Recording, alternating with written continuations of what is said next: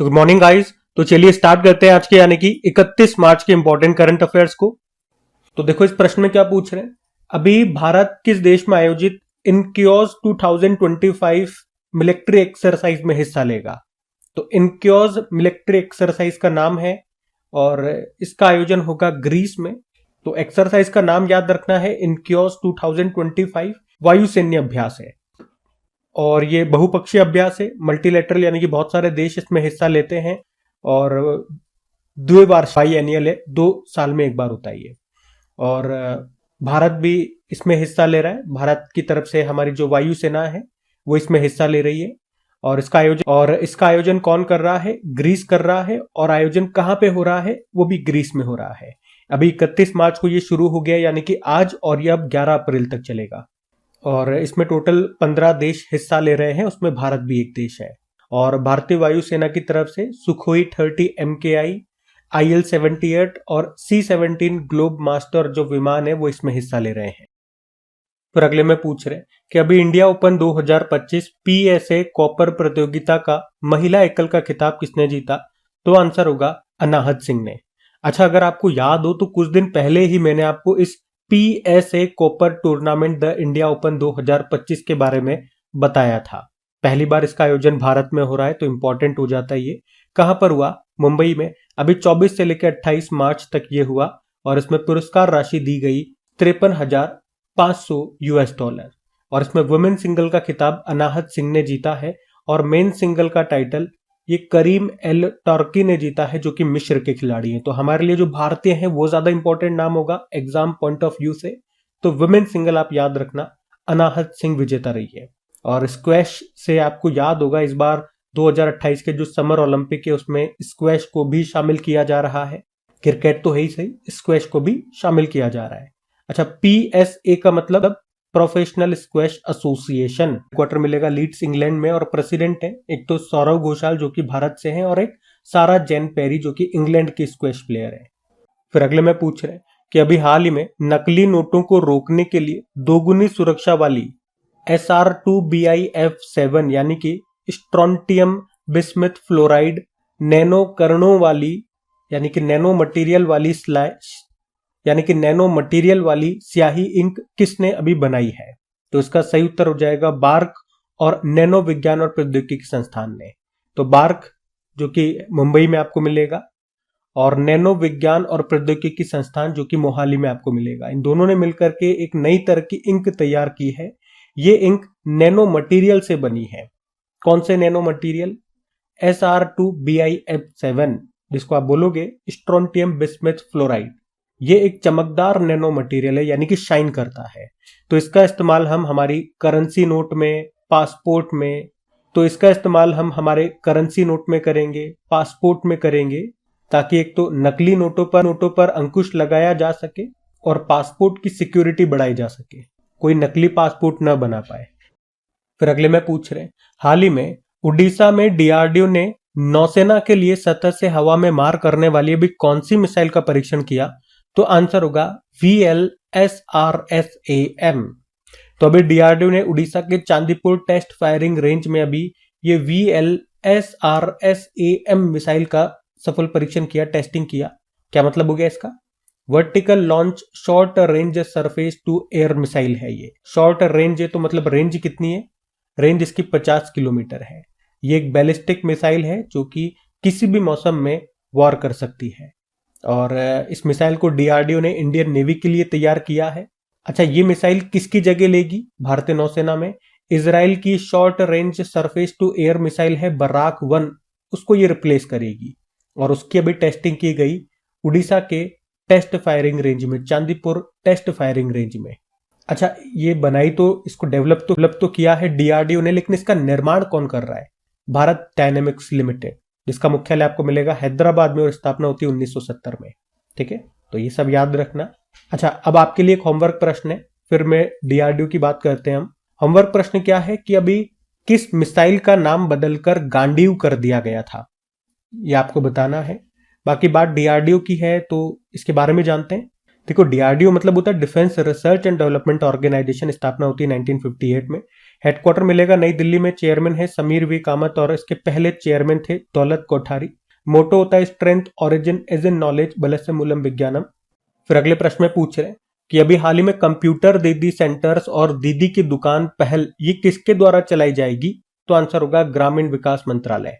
तो अभी ministry of rural development और इसके अलावा यूनिसेफ युवा, इन दोनों के बीच में एग्रीमेंट हुआ है, जिसका उद्देश्य क्या है? रूरल इंडिया में आजीविका के अवसर पैदा करना और फीमेल वर्कफोर्स की भागीदारी को बढ़ाना। तो इस पार्टनरशिप के तहत आंध्र प्रदेश, झारखंड, मध्य प्रदेश, उड़ीसा और राजस्थान में कंप्यूटर दीदी सेंटर्स और दीदी की दुकान नाम से पहल शुरू की गई है। ये इनिशिएटिव यहाँ पे शुरू किया गया। इनके बारे में जाने तो कंप्यूटर दीदी सेंटर क्या है? तो ये सेंटर, ये केंद्र पंचायत लेवल पर शुरू किए जाएंगे और महिलाओं के द्वारा ही संचालित होंगे। इनका मुख्य उद्देश्य है ग्रामीण समुदायों को डिजिटल लिटरेसी प्रदान करना और तकनीकी कौशल में प्रशिक्षित करना। इन केंद्रों के माध्यम से रूरल वुमेन और यूथ कंप्यूटर और इंटरनेट का उपयोग करना सीखेंगे। बाकी जो दूसरी पहल है दीदी की दुकान, उसमें क्या होगा? उसमें स्थानीय उत्पादों की बिक्री के लिए खुदरा यानी कि रिटेल स्टोर स्थापित किए जाएंगे। अच्छा, यूनिसेफ युवा की हमने यहाँ पे बात की थी। तो ये यूनिसेफ की भारत में एक पहल है। इसका उद्देश्य है 10 से लेकर 24 वर्ष की आयु के युवाओं को स्किल डेवलपमेंट, एम्प्लॉयमेंट और एंटरप्रेन्योरशिप और सोशल इनोवेशन के अवसर प्रदान करना। इसे 2019 में लॉन्च किया गया था। और यूनिसेफ की बात करोगे तो आप जानते हो उसकी फुल फॉर्म हो गई है यूनाइटेड नेशन चिल्ड्रंस फंड। स्थापना होती है 11 दिसंबर 1946 में। हेडक्वार्टर न्यूयॉर्क में है और इसके एग्जीक्यूटिव डायरेक्टर कौन है? Catherine Russell. ठीक है, ध्यान रखना। अगला प्रश्न देखते हैं। फिर अगले में पूछ रहे हैं कि हाल ही में सुप्रीम कोर्ट ने छात्रों की मानसिक स्वास्थ्य संबंधी चिंताओं को दूर करने के लिए किसकी अध्यक्षता में राष्ट्रीय टास्क फोर्स का गठन किया है? तो आंसर होगा एस रविंद्र भट्ट। तो अभी सुप्रीम कोर्ट ने छात्रों की मानसिक स्वास्थ्य संबंधी चिंताओं को दूर करने के लिए और उच्च शिक्षण संस्थानों में आत्महत्याओं को रोकने के लिए एक राष्ट्रीय टास्क फोर्स का गठन किया है।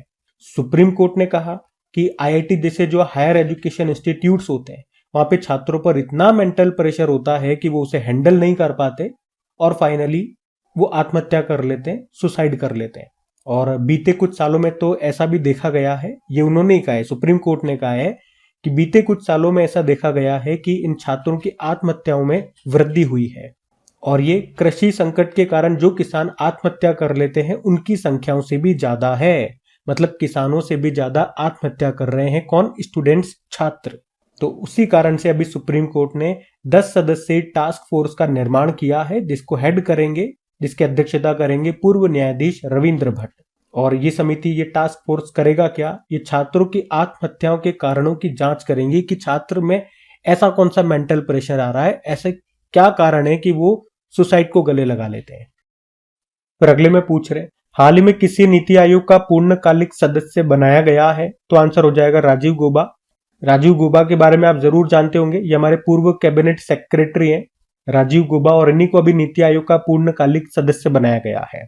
अच्छा चलो बताओ, अभी वर्तमान में हमारे कैबिनेट सेक्रेटरी कौन है? तो याद रखना, इंपॉर्टेंट नाम है, टीवी सोमनाथन उनका नाम है। अच्छा, राजीव गौबा जी से एक पॉइंट याद रखना, देश में चिकित्सा पेशेवरों की सुरक्षा पर गठित राष्ट्रीय टास्क फोर्स का प्रमुख भी बनाया गया था इनको। बात नीति आयोग की है, तो नीति आयोग आप जानते हैं योजना आयोग के स्थान पर इसको लाया गया था 1 जनवरी 2015 को। और फुल फॉर्म होती है national institution for transforming India. इसके अध्यक्ष प्रधानमंत्री होते हैं, वर्तमान में नरेंद्र मोदी हैं। उपाध्यक्ष डॉक्टर सुमन के बेरी, सीईओ बीवीआर सुब्रमण्यम। अभी इनका कार्यकाल 1 साल के लिए बढ़ा भी दिया गया है। फिर अगले में पूछ रहे, ग्लोबल फाइनेंशियल सेंटर्स इंडेक्स 37 की समग्र श्रेणी में गुजरात की गिफ्ट सिटी कौन से स्थान पर है? तो सही उत्तर होगा 46। यहाँ पे हम बात कर रहे हैं ग्लोबल फाइनेंशियल सेंटर्स इंडेक्स 37 मतलब इसका ये 37 नंबर का एडिशन है। और इसके अभी ओवरऑल कैटेगरी में गुजरात की गिफ्ट सिटी 46 नंबर पर है। इसमें टॉप पर न्यूयॉर्क है, दूसरे पे लंदन है, तीसरे पे हांगकांग है। और भारत में टॉप पर गुजरात की गिफ्ट सिटी है 46 पे, जैसे मुंबई 52 पे है, दिल्ली 60 पे है। अच्छा, ये इंडेक्स क्या बताता है? तो दुनिया भर के जो फाइनेंशियल सेंटर्स हैं उनकी प्रतिस्पर्धात्मकता, यानी कि उनके बीच कितना कंपटीशन है, उनके हिसाब से ये रैंकिंग दी जाती है। फिर अगले में पूछ रहे हैं, देखो क्या, अभी हाल ही में 8वीं एलीट महिला राष्ट्र मुक्केबाजी चैंपियनशिप 2025 में कौन टॉप पर रहा? तो आंसर हो जाएगा रेलवे। यहाँ पे हम बात कर रहे हैं elite women's national boxing championship 2025 की। इस बार ये 8वां संस्करण हुआ। 21 मार्च को शुरू हुआ था, 27 मार्च तक चला। कहां पर? गौतम बुद्ध यूनिवर्सिटी ग्रेटर नोएडा में। इसमें टॉप पर रेलवे रहा। 5 गोल्ड इसने जीते, एक भी सिल्वर नहीं और 4 ब्रोंजे, टोटल 9 मेडल है। दूसरे स्थान पे हरियाणा और तीसरे पे ऑल इंडिया पुलिस। आपको बता दूं इसका जो पहला संस्करण है 2016 में हुआ था। अभी 7वां संस्करण 2023 में हुआ था, ग्रेटर नोएडा में ही, और उसमें टॉप पर रेलवे ही रहा था। और अभी 8वें संस्करण में भी टॉप पर रेलवे रहा है, तो ये ध्यान में रखना। तो कल आपसे पूछा था कि 34वां सरस्वती सम्मान ये किसे मिला? तो आंसर होगा साधु भद्रेश दास को। भारतीय बैंक संघ के अध्यक्ष कौन बने? श्रीनिवासुलु शेट्टी, ये एसबीआई के अध्यक्ष भी हैं। और म्यांमार के भूकंप पीड़ितों के लिए भारत सरकार ने कौन सा ऑपरेशन शुरू किया? ऑपरेशन ब्रह्मा। भारत और किस देश के बीच इंद्र अभ्यास हुआ? रशिया और भारत। राष्ट्रीय पर्यावरण सम्मेलन 2025 का उद्घाटन किसने किया? द्रौपदी मुर्मू जी ने। आईआईटी में, अभी किस आईआईटी में टेक कृति 2025 का आयोजन हुआ? आईआईटी कानपुर। और अभी जारी आंकड़ों के अनुसार 2024 में चाय निर्यातक देशों में भारत किस स्थान पर रहा? दूसरे स्थान पे। Larsen and Toubro Finance Limited ने किसे अपना ब्रांड एम्बेसडर नियुक्त किया? Jasprit Bumrah. Hurun Global Rich List 2025 के अनुसार दुनिया में सबसे ज्यादा अरबपति किस देश में है? अमेरिका। और आखिरी प्रश्न पूछा, अंतरराष्ट्रीय शून्य अपशिष्ट दिवस 2025 कब मनाया गया? तो आंसर होगा 30 मार्च को। चलो कल का भी होमवर्क प्रश्न देखते हैं और सेशन एंड करते हैं। तो कल पूछा था डेविस कप 2024 का खिताब किसने जीता था? तो आंसर हो जाएगा इटली। आप सभी ने प्रश्न का बिल्कुल सही उत्तर दिया। अब ये रहा आज का आपका होमवर्क प्रश्न।